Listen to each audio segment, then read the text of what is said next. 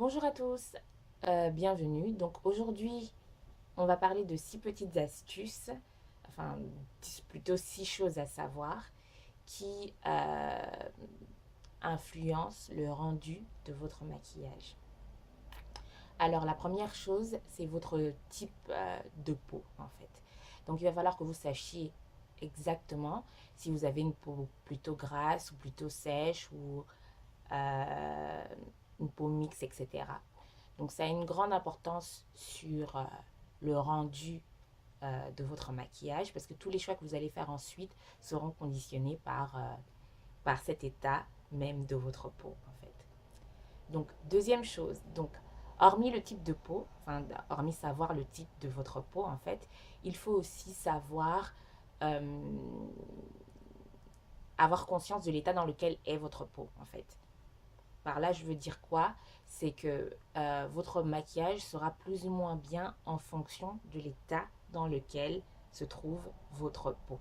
Si votre visage est sale, votre maquillage n'aura pas un rendu magnifique. Si votre visage n'est pas exfolié, si vous n'avez pas de masque, fait de masque récemment, donc toutes ces choses vont jouer sur l'éclat de votre peau et du coup sur le rendu du maquillage. Donc savoir dans quel état se trouve votre peau et faire ce qu'il faut avant justement pour y remédier. Donc s'il faut que vous exfoliez avant, s'il faut que vous fassiez un bon masque, il faut bien désincruster les pores, bien les refermer. Donc avec sa dernière eau de rinçage lorsqu'on fait tous ces soins, donc bien utiliser de l'eau froide pour bien resserrer les pores. Tout ça, ça va contribuer à avoir un état de peau qui nous permet d'avoir un rendu optimal lorsqu'il s'agit de se maquiller. Donc avec ça aussi, donc non seulement il vous faut exfolier votre peau, faire des masques régulièrement, il faut aussi hydrater votre peau. Là encore, le choix de votre hydratant euh, va être relié au fait que vous sachiez exactement quel est votre type de peau. Si vous avez la peau grasse, vous prenez quelque chose d'assez matifiant en termes d'hydratation. Si vous avez la peau déshydratée mais grasse, donc vous prenez quelque chose d'hydratant et qu'en même temps euh, qui ne soit pas gras en fait. Donc pour que votre maquillage ne commence pas enfin pour que vous ne vous transformiez pas en une boule de graisse. Alors, donc la troisième chose qui va venir influencer le rendu de votre maquillage, c'est l'utilisation de base. Qu'est-ce que j'entends par là? C'est que avant, en fonction de votre type de peau également, vous allez choisir une base de teint ou une base au niveau des paupières. Donc cette base de teint qui est quand même très importante pour le rendu du fond de teint va soit matifier s'il y a besoin de matifier. Si vous n'utilisez pas déjà avant un hydratant matifiant, donc cette base va venir matifier, va venir flouter les pores qui sont visibles et qu'on a, enfin pour celles qui ont la peau grasse, hein, on va dire qu'on a toutes ici. Donc c'est ça le travail d'une base en fait. Elle va venir travailler la peau, préparer la peau à l'adhésion du maquillage. Elle protège, c'est aussi une barrière entre votre peau et votre fond de teint en fait. Donc c'est bénéfique. C'est bénéfique. Et pour ce qui s'agit, enfin, en ce qui concerne les paupières, on va dire, certaines personnes ont les paupières grasses et du coup, ça ne leur permet pas de garder les fards à paupières très longtemps sur leurs paupières. Donc ça, c'est une solution. Utiliser une base à paupières, ça permet aussi que les fards soient plus vibrants quand on les applique. Donc tout ça va avoir une influence sur le rendu final de votre maquillage. Voilà. Alors, donc, en quatrième, on a la maîtrise de l'outil. C'est-à-dire que vous allez utiliser une panoplie d'ustensiles, on va dire ça comme ça. Donc vous avez des pinceaux, vous avez des éponges, vous avez, par les pinceaux et les éponges, bah, même les produits en fait. Donc tous ces outils-là, il faut savoir les utiliser de manière optimale. C'est-à-dire que si je vous présente, bon il est sale, hein, je me suis maquillée, mon Beauty Blender, il faut savoir exactement comment en tirer profit, comment utiliser ce produit pour qu'il puisse vous servir au maximum. Savoir exactement quelle est sa mission quand vous l'incorporez dans votre routine teint. Savoir qu'est-ce qu'il est censé faire et quel est son avantage par rapport à un pinceau par exemple. Qu'est-ce qu'il apporte en plus? Quand j'applique mon fond de teint avec ça, quelle est la différence avec donc l'application au Beauty Blender et l'application avec un pinceau?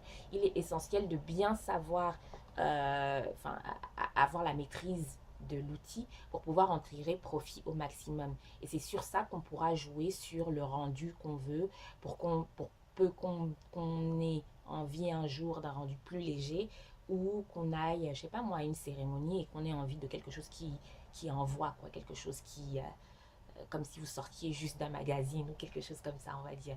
Donc, la maîtrise de l'outil est quelque chose de très très important, en fait, et qui s'acquiert en pratiquant. Oui, voilà. Alors, en cinquième, oui, cinquième, on a le souci du détail. Alors, le souci du détail, qu'est-ce que j'entends par là? C'est le temps, enfin, c'est comme son nom l'indique, le souci du détail. Donc, vous allez passer plus ou moins de temps sur votre visage et le temps que vous allez passer à prêter attention à la moindre petite chose va avoir une conséquence sur le rendu final de votre maquillage. Je donne un petit exemple, comme ça vous allez plus voir de quoi je parle.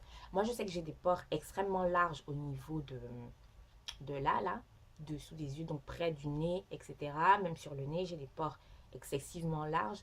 Donc, la manière dont je vais appliquer mon fond de teint dans cette zone-là sera différente du reste du visage. Parce que je dois vraiment faire attention parce que surtout lorsque je viens de m'exfolier avant, donc ça veut dire que même en ayant rincé mon visage avec de l'eau froide, voire glacée, il peut y avoir, surtout si vous êtes exfolié, il peut y avoir vous pouvez avoir des pores apparents, donc avoir des petits trous, etc.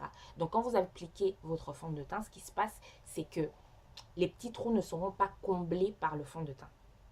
Et c'est ce qu'on cherche à faire. Donc du coup, ils seront visibles. Donc ce qu'il faut faire, ce que moi je fais, c'est que je prends le temps avec un petit pinceau ou avec mon pinceau, où est-ce qu'il est? Je vous le montre. Donc avec celui-là, je vais prendre le temps de bien masser ici pour que la matière puisse bien pénétrer dans les petits creux en fait et qu'on ne puisse pas les voir. Donc c'est ça le souci du détail et c'est là où ça intervient et là où le souci du détail va influencer le rendu final de votre maquillage. Voilà. En sixième position, ben, il faut savoir ce qui vous va finalement. Parce que comme j'ai remarqué, je donne un exemple tout bête. Avec le contouring par exemple, tout le monde n'a pas la même forme de visage. Il y a certaines personnes qui peuvent s'abstenir de faire du contouring. Ça dépend de la manière dont on le fait. Et si jamais on décide de le faire, il faut qu'on arrive à le faire en fonction de son visage en fait. Donc prenez en compte, mettez-vous devant le miroir, prenez en compte bien, analysez bien la forme de votre visage, qu'est-ce que vous voulez accentuer en faisant du contouring, qu'est-ce que vous voulez mettre en avant en faisant de l'highlighting, etc. Donc il faut vraiment avoir à l'esprit la morphologie de son visage et pouvoir adapter les techniques qu'on apprend à son visage. Donc savoir ce qui nous va. Et on ne le sait que en essayant devant le miroir tout le temps, tout le temps, tout le temps. Donc voilà pour les 6 astuces ou les 6 petites choses à retenir et qui peuvent influencer le rendu de votre maquillage. J'espère que j'ai été claire, j'espère que ça vous a plu. En tout cas, si c'est le cas, likez la vidéo, partagez-la, commentez comme d'habitude. N'oubliez pas de vous abonner si vous n'êtes pas abonné et activez les notifications donc en cliquant sur la petite cloche pour pouvoir être au courant quand je poste de nouvelles vidéos. En tout cas, ça m'a fait plaisir de partager ça avec vous, hein, c'était sympa. En tout cas, bonne semaine parce que là on est dimanche, donc bon retour au boulot lundi. Voilà, donc je vous dis à bientôt, plein de bonnes choses. Je m'arrête là, bisous bisous, à la prochaine, bye bye.